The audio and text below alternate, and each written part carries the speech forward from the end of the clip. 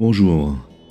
Dans ma vidéo précédente, j'ai cité des versets démontrant que le souffle de vie, que l'on appelle aussi esprit, que ce souffle qui nous a été donné par Dieu retourne à Dieu. Ainsi, il n'est nulle part écrit que ce souffle de vie irait en enfer ou ailleurs.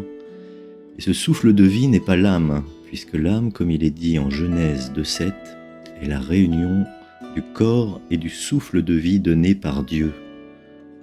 Aussi, il devient plus clair que notre corps connaîtra naturellement une destruction physique qui est symboliquement nommée comme étant le Hadès ou le Sheol.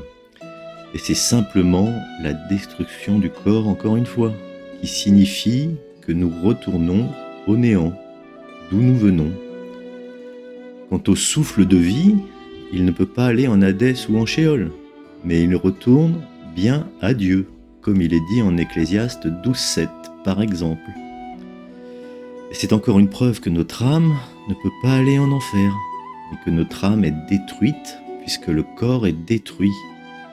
C'est pourquoi on retrouve des versets où il est dit que votre âme et votre corps seront détruits. Car si le corps est détruit, l'âme qui en dépend est également détruite. De même, votre souffle de vie ou esprit ne peut pas aller en Hadès, puisqu'il est dit qu'il retourne à Dieu. Et dernière remarque sur le Hadès ou Sheol, cela signifie littéralement ce qui ne peut être vu, comme le fait que votre corps soit redevenu poussière et qu'il n'en reste finalement rien qui puisse être perceptible. C'est pourquoi ce terme Hadès, qui est la concordance G86, est traduit comme la tombe, et que l'on retrouve ce terme souvent associé à la mort, par ailleurs dans les Écritures.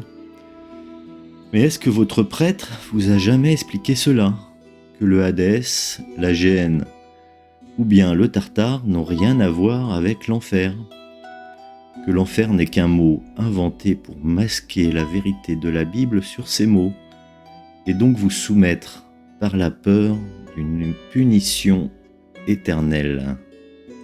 Cela étant, afin d'éviter des remarques comme le fait que l'on puisse alors faire ce que l'on veut, comme même à le faire tous ceux qui prêchent l'enfer, et qui démontrent en cela, par leurs remarques, quel est réellement leur cœur. C'est pourquoi Paul rappelait que la loi était faite pour les meurtriers. N'oubliez donc pas que le salaire du péché, c'est la mort. Ainsi, même si vous avez été justifié, commettre de graves infractions vous vaudrait des châtiments dans cette vie et de moindres récompenses lors de votre résurrection. Quant aux incroyants ou ceux qui vivent selon la loi, est-il vraiment utile d'en dire plus ?